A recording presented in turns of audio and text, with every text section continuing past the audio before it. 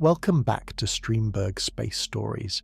If you're new here, this is a place for long, quiet journeys through the science and mystery of space. No rush, no noise, just you, the dark, and a story worth thinking about. If that sounds like something you'd enjoy, consider subscribing. It really does help others find their way here too. Tonight, we're not looking at the stars that shine. We're looking at the darkness between them, the vast invisible something that holds the galaxies together, that keeps the stars from flying apart, that makes up most of the universe, and yet has never been seen, never been touched, never been captured in any laboratory on Earth. It has no colour. It emits no light. It passes through your body without leaving a trace. And without it, nothing you see in the night sky would exist. It is called dark matter. And for most of the 20th century, no one believed it was real. This is the story of how we found out. It begins not with a telescope or a laboratory, but with a young woman in Philadelphia who liked to sit at her bedroom window and watch the stars move across the sky.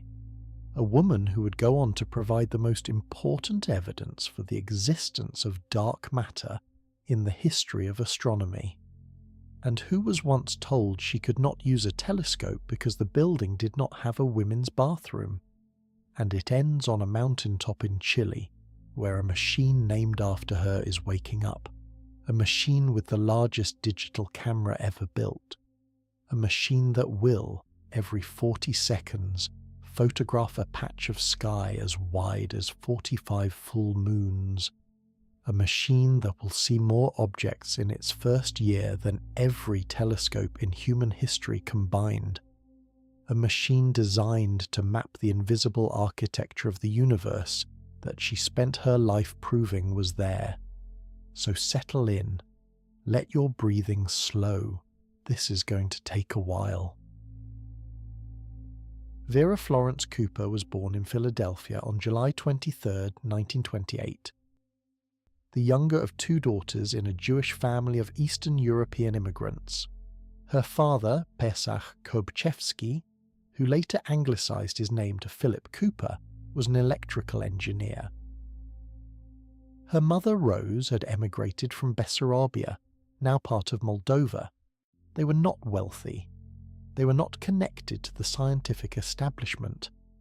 But Vera was curious, and from a very young age she was fascinated by the sky. She built her first telescope with her father's help when she was 14, using a cardboard tube and a lens bought from a catalogue. From her bedroom window in Washington, D.C., she could spend hours just looking up at the sky, tracing the paths of the stars, noting how they changed through the night. She later described this as the beginning of her understanding that the universe was in motion, that the sky was not a static painting but a living, turning, evolving thing. She graduated from Vassar College in 1948 as the only astronomy major in her class. She had fallen in love with the subject completely, and she had fallen in love with a young mathematics student named Robert Rubin, whom she married shortly after graduation. She applied to graduate school at Princeton, one of the most prestigious astronomy departments in the country, and received a letter in reply that was polite, brief, and devastating.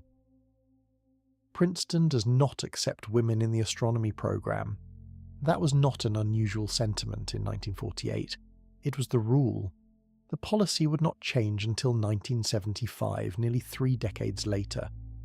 Undaunted, Rubin went to Cornell, where she studied physics under Hans Bethe and Richard Feynman, two of the most brilliant physicists of the 20th century. She completed her master's thesis on a bold topic: whether the universe itself might be rotating. She analysed the motions of galaxies and found hints of large-scale streaming, a suggestion that galaxies were not simply expanding uniformly, but moving together in a preferred direction. The idea was radical. It challenged the prevailing cosmological assumption of a perfectly uniform expansion. When she presented her findings at the American Astronomical Society meeting in December 1950, she was 22 years old and 9 months pregnant with her first child. Her advisor had suggested that someone else present her work in his name, since she was in no condition to travel. She declined. She went to the meeting herself. The audience was hostile. Senior astronomers stood up one after another to tell her why her analysis was wrong, why her conclusions were unsupportable, why a young woman with no reputation had no business making such claims. Her work was dismissed. The abstract was published, but the full paper was not. It would take decades for the broader community to recognize that the large-scale streaming motion she detected was real. It is now called the Rubin-Ford effect, and is considered an early observation of what is today known as large-scale structure in the universe. She'd been right, but being right in 1950 was not enough if you were a pregnant woman at a lectern in a room full of men who did not want to listen. She went on to Georgetown University, where she earned her PhD in 1954 under the guidance of George Gamow, one of the founding figures of Big Bang cosmology. Her doctoral research on the clustering of galaxies provided early evidence that galaxies are not randomly distributed throughout space, but form groups and clusters, separated by enormous voids. This too was ahead of its time. It would not be widely appreciated until the 1970s, when large-scale redshift surveys confirmed the existence of the cosmic web. In 1965, Rubin joined the Carnegie Institution's Department of Terrestrial Magnetism in Washington, D.C. She arrived on April 1st and moved into the office of Kent Ford, an instrument builder who had constructed a new kind of spectrograph, a device that could record the spectrum of light from distant objects with 10 times the efficiency of anything previously available. Rubin and Ford would work together for the next 3 decades. It was one of the most productive collaborations in the history of astronomy.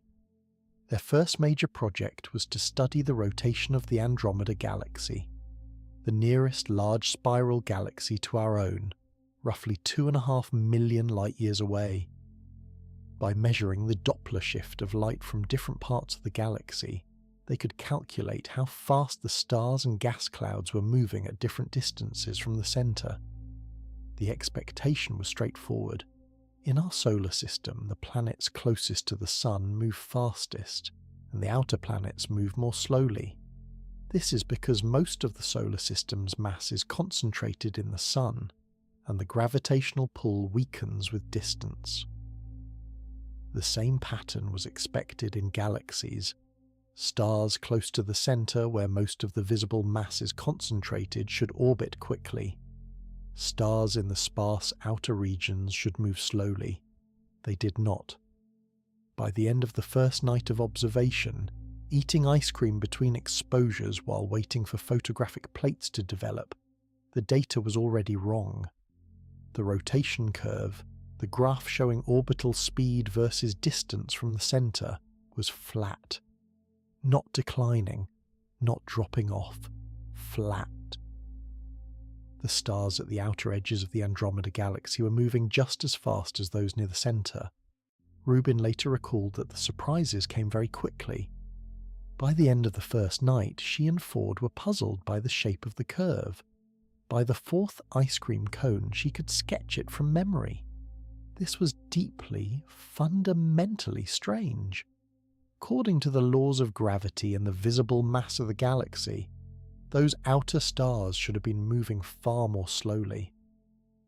At the speeds Rubin and Ford were measuring, they should have been flung out of the galaxy entirely, thrown into the void by their own momentum, the way a car that takes a corner too fast skids off the road. But they were not flying apart.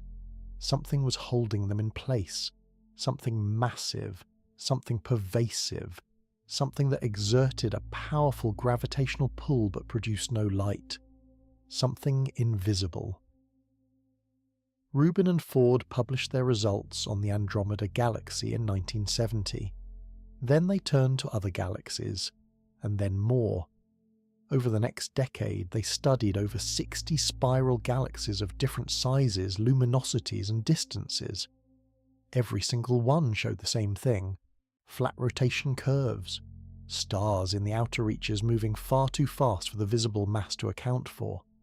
The pattern was universal. It was not a quirk of Andromeda. It was not an error in the measurements. It was a feature of every spiral galaxy they looked at. The implication was staggering. If the visible matter in a galaxy, the stars and the gas and the dust, the stuff that glows, was not enough to account for the observed rotation, then there had to be more matter that was not glowing, matter that was invisible, matter that did not emit light, absorb light, or interact with light in any detectable way. Matter that made its presence known only through its gravitational pull. There had to be roughly 5 to 10 times more of this invisible matter than there was visible matter. The galaxies were not mostly stars. They were mostly something else, something dark. The concept was not entirely new. In 1933, the Swiss astronomer Fritz Zwicky, working at the California Institute of Technology, had analysed the motions of galaxies within the Coma cluster, a vast collection of roughly 1,000 galaxies about 320 million light-years from Earth. By measuring the Doppler shifts of individual galaxies within the cluster, Zwicky calculated how fast they were moving. The answer was alarming. The galaxies were moving so fast that the visible mass of the cluster could not possibly hold them together. They should have flown apart long ago. Zwicky concluded that the cluster must contain roughly 400 times more mass than was visible in its stars. He called the missing mass Dunkel Materia, dark matter. But Zwicky was an abrasive, difficult man, disliked by many of his colleagues, and his result was treated with skepticism. It was dismissed as an anomaly, an error, or the eccentric conclusion of a scientist whose personality made him easy to ignore. For nearly 4 decades, no one followed up on it in a meaningful way. The idea of dark matter floated at the margins of astronomy, mentioned occasionally, but never taken seriously as a fundamental feature of the universe. It took Rubin's painstaking, methodical, undeniable data, galaxy after galaxy after galaxy, all showing the same flat rotation curves, to force the scientific community to confront the possibility that Zwicky had been right all along. Rubin's data was different from Zwicky's in a crucial way. She was measuring individual stars within individual galaxies, not the motions of entire galaxies within a cluster. Her results were cleaner, more direct, and more difficult to dismiss. And she had dozens of them. 60 galaxies, studied over a decade, every single one telling the same story. The visible matter was not enough. Something invisible was there. Rubin herself was careful not to overstate her conclusions. She preferred to let the data speak. She avoided the term dark matter in her early publications, describing instead the flat rotation curves and the implied presence of unseen mass. She recognized that her observations could, in principle, be explained by modifications to Newton's laws of gravity rather than by invisible matter. She did not rule out alternative models, but the weight of evidence, from her own work and from independent observations using radio telescopes, X-ray satellites, gravitational lensing, and eventually the cosmic microwave background, built an overwhelming case. Dark matter was real. By the early 1980s, dark matter had moved from the margins to the centre of astrophysics. The universe is approximately 85% dark matter. Everything we can see, every star, every planet, every nebula, every galaxy, accounts for roughly 15% of the total mass. The rest is invisible. We do not know what it is. We have never detected it directly in a laboratory. We know it exists only because of its gravity, because without it the galaxies would fly apart. The clusters would dissolve and the large-scale structure of the universe would not exist. Vera Rubin did not discover dark matter, but she provided the evidence that made it impossible to ignore. She turned a dismissed hypothesis into a pillar of modern cosmology. She was careful with her language. She avoided grand claims. She once said, "In a spiral galaxy, the ratio of dark to light matter is about a factor of 10. That's pretty big. That means that 90% of the universe is stuff that we have never seen." She let the data speak.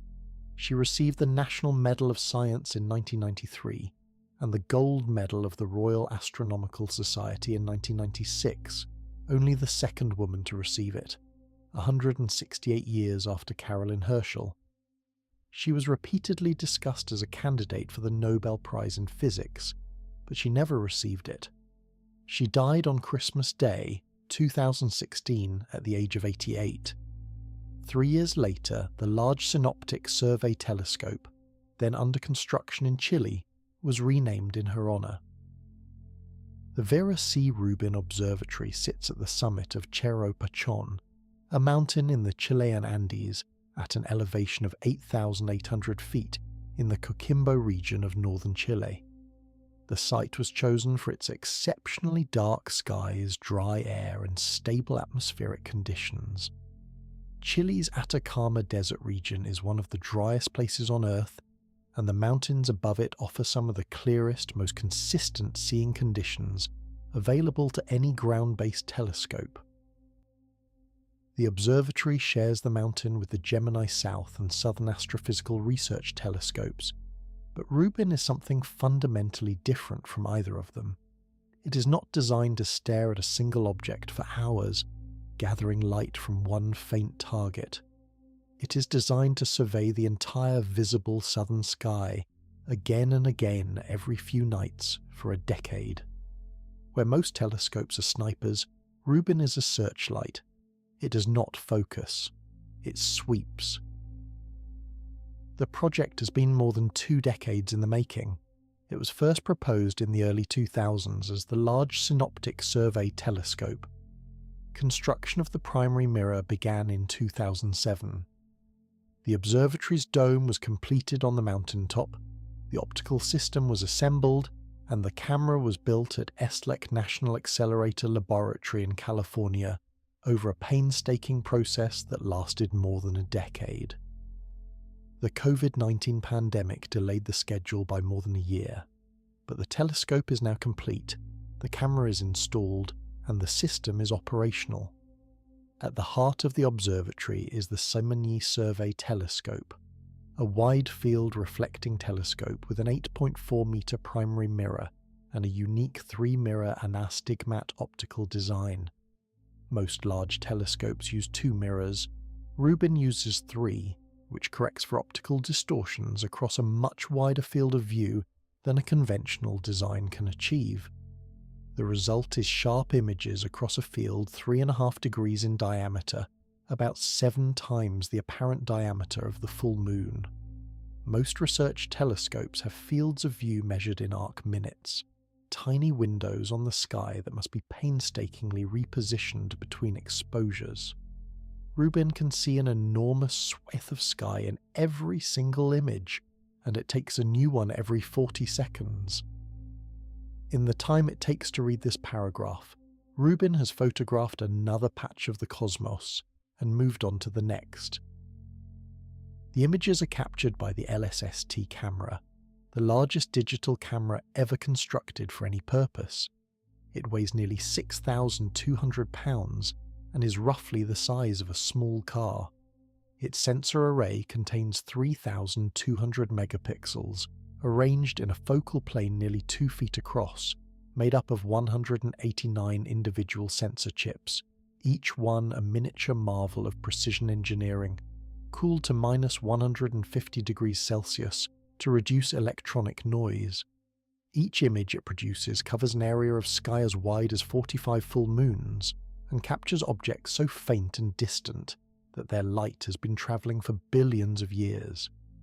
To display a single Rubin image at full resolution on a standard high-definition television screen, you would need roughly 260 screens arranged in a wall. The camera was designed and built at the SLAC National Accelerator Laboratory over more than a decade, assembled in a clean room under exacting conditions, and shipped to Chile in 2024. It was installed on the telescope in early 2025. As the project's camera director, Vera Rubin, put it at the First Light event, "Just as you would with the camera in your phone, it is finally time to point and shoot. Our science begins now." On June 23, 2025, the Vera C Rubin Observatory released its first images to the world at an event in Washington, D.C. The results were extraordinary, even by the standards of an observatory designed to be extraordinary. In just over 10 hours of test observations, using a fraction of its full capability, the telescope had captured images containing millions of galaxies and Milky Way stars, along with thousands of asteroids. One image, a composite of 678 separate exposures taken in just over 7 hours, revealed the Lagoon and Trifid nebulae in a depth and width of detail that no other observatory could have achieved so quickly. The image was assembled from roughly 2 trillion pixels of raw data. Another image captured approximately 10 million galaxies in the Virgo cluster, the nearest large collection of galaxies to our own Milky Way. 10 million galaxies in a single field of view. That number represents roughly 0.05% of the 20 billion galaxies Rubin is expected to image over its 10-year survey. The first look was a glimpse through a keyhole. The door has not yet been fully opened. The numbers associated with Rubin's planned survey are almost beyond comprehension. In its first year of full operations, it will capture images of more celestial objects than every other optical observatory in the history of humanity combined. Not more than any single telescope, more than all of them together across all of recorded history. Over its planned 10-year legacy survey of space and time, it will catalogue approximately 17 billion stars, 20 billion galaxies, and millions of supernovae. It will discover an estimated 5 million asteroids, including roughly 100,000 near-Earth objects. It will detect and track interstellar objects, visitors from other star systems passing through our own, giving astronomers minutes or hours to redirect other telescopes for follow-up observations before the objects move on and are lost.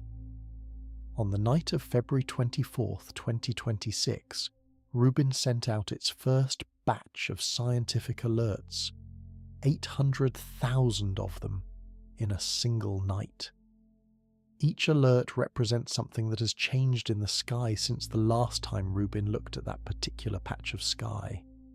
A new point of light where there was nothing before, a star that brightened or dimmed, an object that moved against the background of fixed stars. The alerts are generated automatically by a sophisticated software pipeline. As new images taken every 40 seconds throughout the night, the system compares them to a template image built from previous observations of the same region.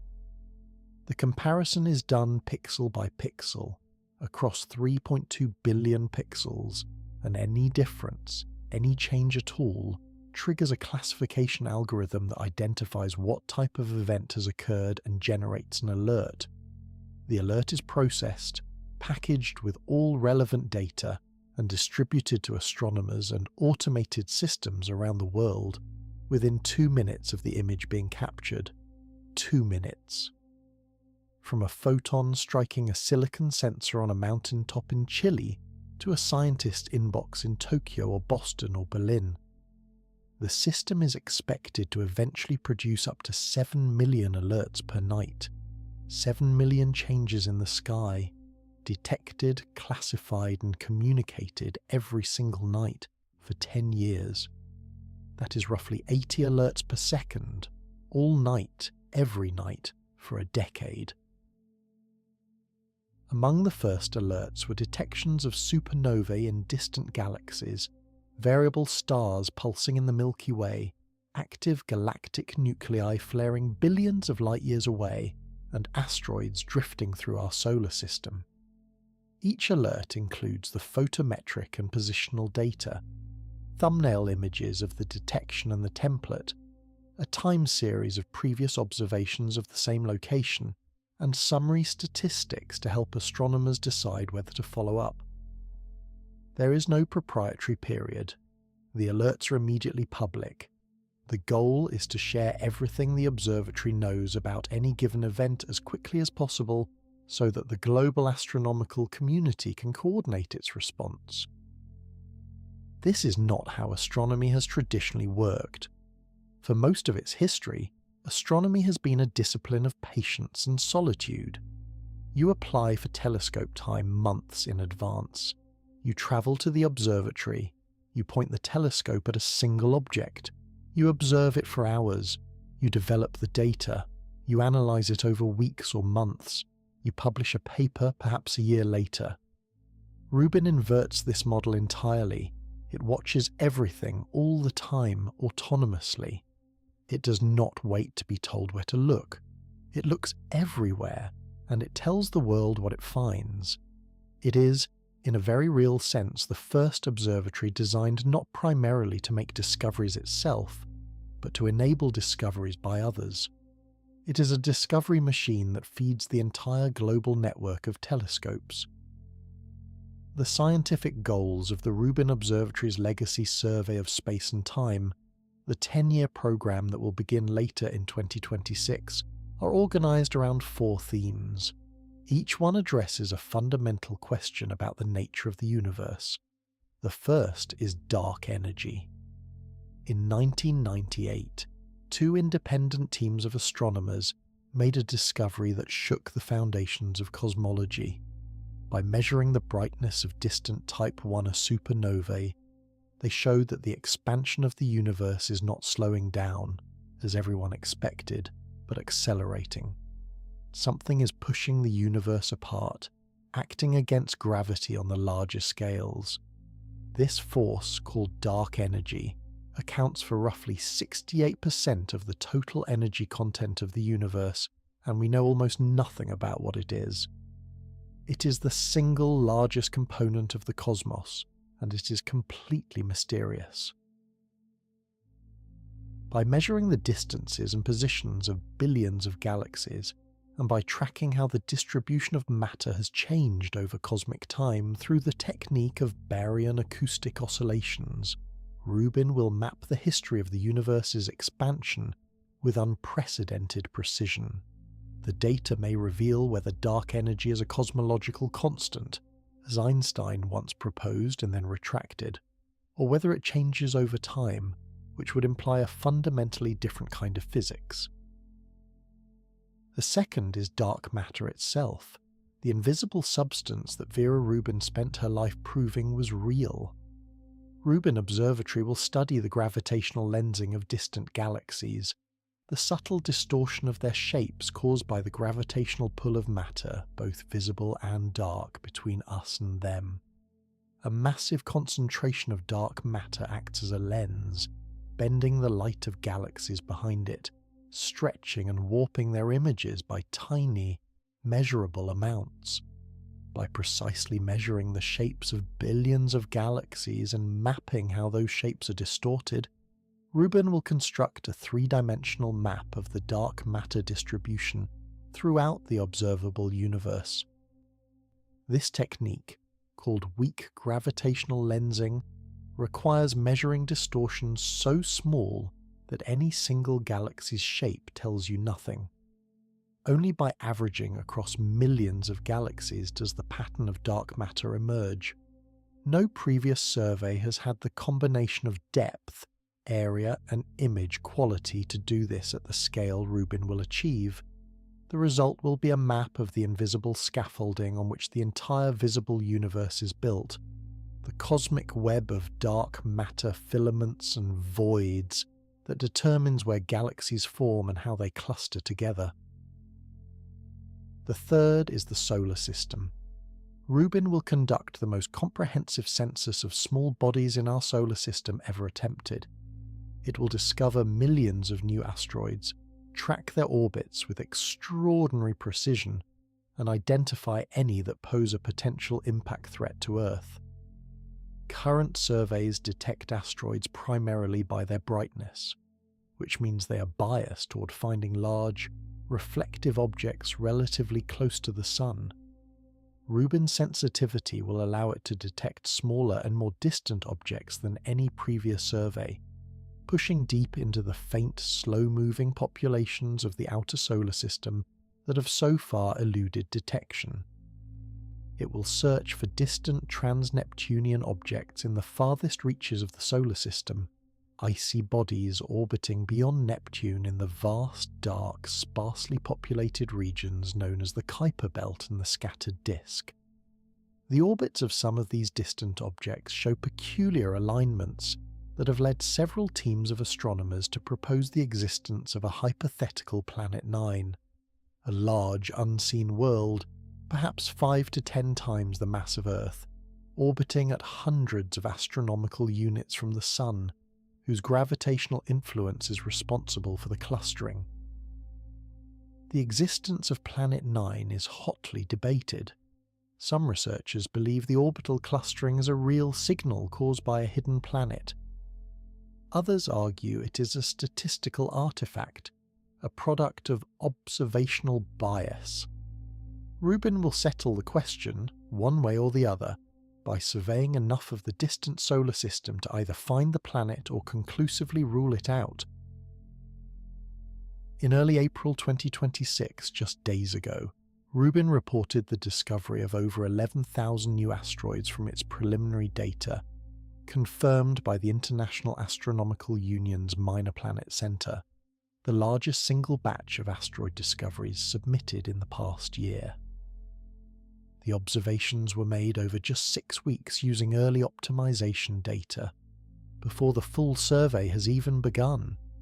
Among them were 33 previously unknown near-Earth objects and several distant objects beyond the orbit of Neptune.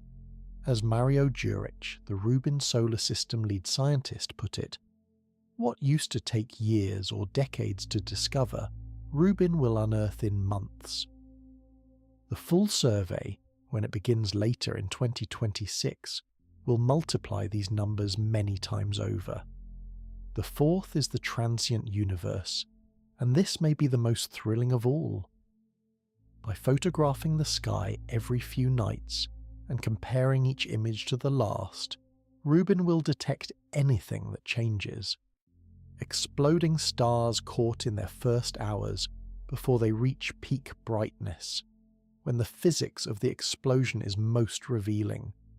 Colliding neutron stars whose mergers produce gravitational waves detectable by LIGO and Virgo. Tidal disruption events, where a star wanders too close to a supermassive black hole and is torn apart by gravitational forces, producing a flare of light that can outshine its entire host galaxy. Flaring active galactic nuclei, gamma-ray burst afterglows, phenomena that last seconds or hours or days, events that would be missed entirely by a telescope pointed in the wrong direction at the wrong time. Rubin will catch them in the act. It will detect the change, classify it, and alert the world within 2 minutes, giving other telescopes, from radio dishes to X-ray satellites to gravitational wave detectors, the chance to pivot and observe the event before it fades.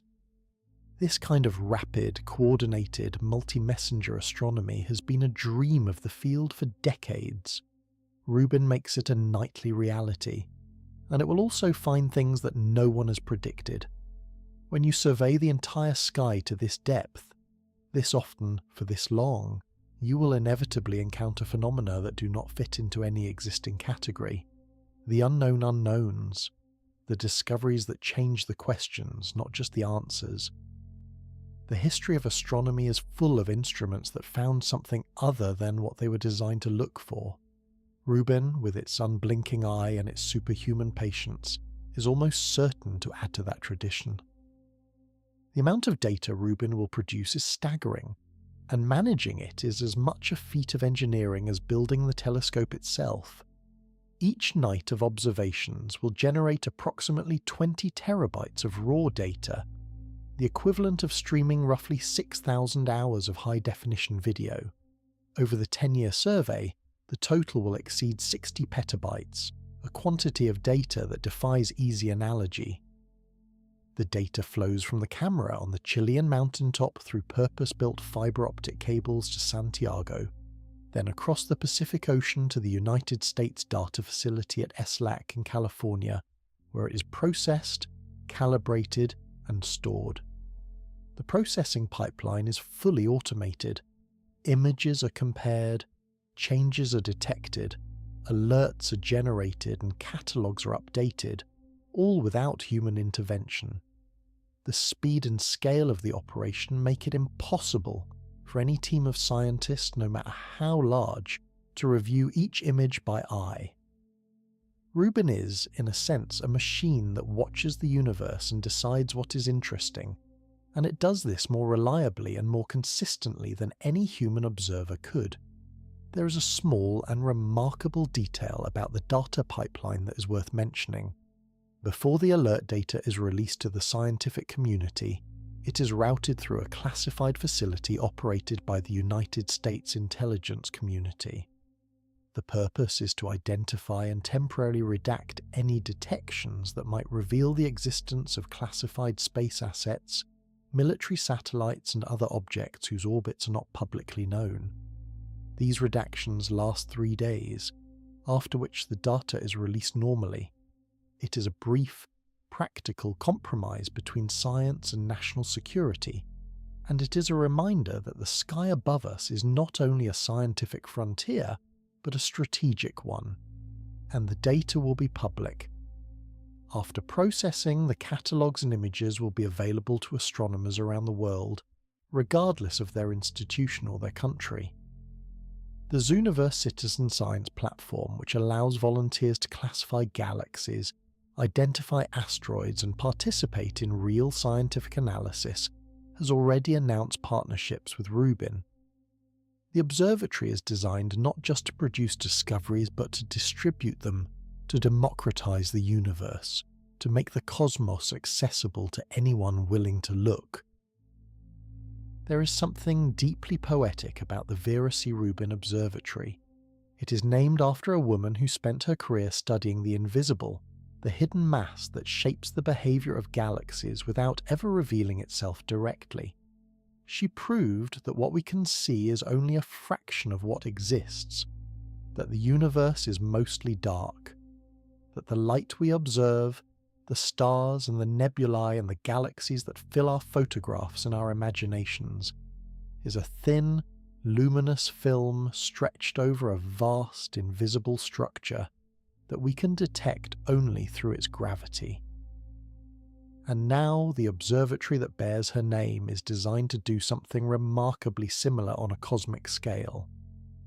To reveal what is hidden, to detect what changes, to catalogue the universe's secrets by watching it more carefully, more patiently, and more persistently than any instrument before it. It will map the dark matter she proved was real. It will probe the dark energy that is accelerating the expansion of the cosmos. It will find asteroids we have never seen, supernova we would otherwise miss, and phenomena we do not yet have names for. It will watch the universe as Vera Rubin watched galaxies, with precision, with persistence, and with the quiet confidence that looking carefully at the data is always worth doing, even when the data tells you something you did not expect. Vera Rubin was told she could not go to Princeton because she was a woman. She was told she could not observe at Palomar, the most powerful telescope in the world at the time, because the building had no women's bathroom. She presented her master's thesis to a hostile audience of senior male astronomers while 9 months pregnant, and was told her work was wrong. She was passed over for the Nobel Prize in Physics despite producing some of the most important observational evidence in the history of cosmology, evidence that transformed our understanding of what the universe is made of. Prominent physicists, including Lisa Randall of Harvard, have argued publicly that the omission was unjust. And she never stopped. She never stopped observing. She never stopped publishing. She produced over 100 scientific papers across a career that spanned more than 50 years. She studied counter-rotating galaxies, discovering in 1992 a galaxy, NGC 4550, in which half the stars orbit in one direction and half in the other, both populations intermingled, compelling evidence of a past galactic merger. She mentored generations of young astronomers, especially women, writing letters, making phone calls, and personally intervening when she learned that a conference had failed to include female speakers. She would contact the organisers directly and admonish them. She was quiet, she was polite, and she was relentless. When she was finally granted access to Palomar Observatory in 1965, she was informed that the facilities were not designed for women. There was no women's bathroom. Rubin took a piece of paper, cut out a figure in a skirt and taped it over the male figure on the bathroom door. "There," she said, "now you have a women's bathroom." Then she went inside and started observing. She once said in a commencement speech at Berkeley, "Science is competitive, aggressive, demanding. It is also imaginative, inspiring, uplifting. You can do it too. Each one of you can change the world, for you are made of star stuff, and you are connected to the universe." Somewhere right now on a mountaintop in Chile, in the dry, dark silence of the southern Andes, the Vera C. Rubin Observatory is opening its eye. The dome is rotating. The telescope is slewing to its next target. The camera, cooled to 150 degrees below zero, is waiting for photons that left their sources millions or billions of years ago, that have been crossing the emptiness between galaxies, navigating the gravitational fields of clusters and filaments of dark matter for longer than the Earth has existed, to arrive at this precise patch of silicon on this precise mountain at this precise moment. In 40 seconds, the shutter will close. The data will flow through fiber optic cables across a continent and an ocean. The software will compare what it sees tonight to what it saw last week. And if anything has changed, if a star has brightened, if an asteroid has moved, if a point of light has appeared where there was nothing before, an alert will be generated, and 2 minutes later the world will know. 7 million alerts per night, 20 billion galaxies over 10 years, 17 billion stars, millions of supernovae, 5 million asteroids. The slow, patient mapping of the dark matter and dark energy that make up 95% of the universe, the invisible architecture that Vera Rubin spent her career proving was there, using a spectrograph and a telescope and the stubbornness to keep looking when the scientific establishment told her she was wrong. She never saw the observatory that carries her name. She died on Christmas Day 2016, 2 years before it was renamed in her honour, and nearly a decade before it opened its eye to the sky. But every image it takes, every alert it sends, every galaxy it maps and every asteroid it tracks and every supernova it catches in its first brilliant hours carries her legacy forward. The woman who was told she could not attend Princeton because she was a woman. The woman who was told she could not observe because there was no bathroom. The woman who proved that the universe is mostly invisible and who spent her life making the invisible visible. She now has the most powerful survey telescope ever built named after her. And it is watching the universe, all of it, every night for the next 10 years, looking for things that change, things that move, things that glow and fade and explode and drift, in a cosmos that is far stranger and far more vast and far more beautiful than anyone imagined, before a quiet astronomer with a spectrograph and an ice cream cone sat down one night and proved that everything we could see was only the beginning. That feels about right. Thank you for listening to Streamberg's Space Stories. If this story gave you something to carry into the night, subscribing truly helps us keep making these, and I am grateful for every one of you who does. Take care of yourself, sleep well. Good night.